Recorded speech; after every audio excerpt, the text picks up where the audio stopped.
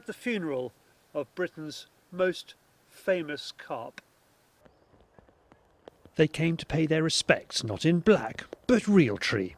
Two-tone, Britain's biggest freshwater fish, was cunning, difficult to hook, harder to land, and the fishermen had to be as wily as he was.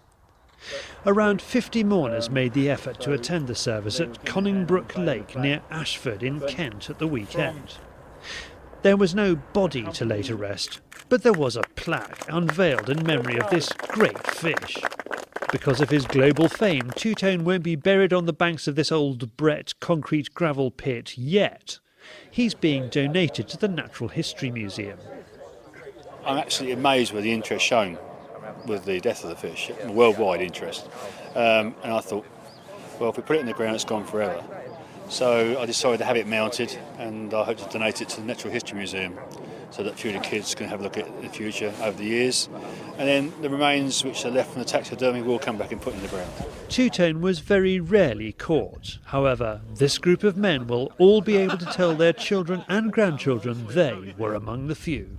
I mean, it's probably a fish that I don't believe is ever going to be beaten. Historical fish, at the end of the day, and it'll probably be a long time till anything comes close to getting big as that fish. Other mourners understand what this fish meant.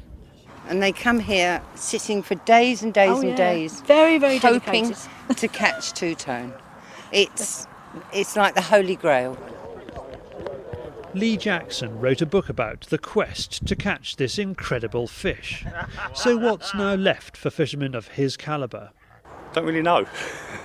I mean, there's not, as far as I know, any carp approaching that sort of weight. I mean, the British record weight stands at £67.14, obviously two-tone.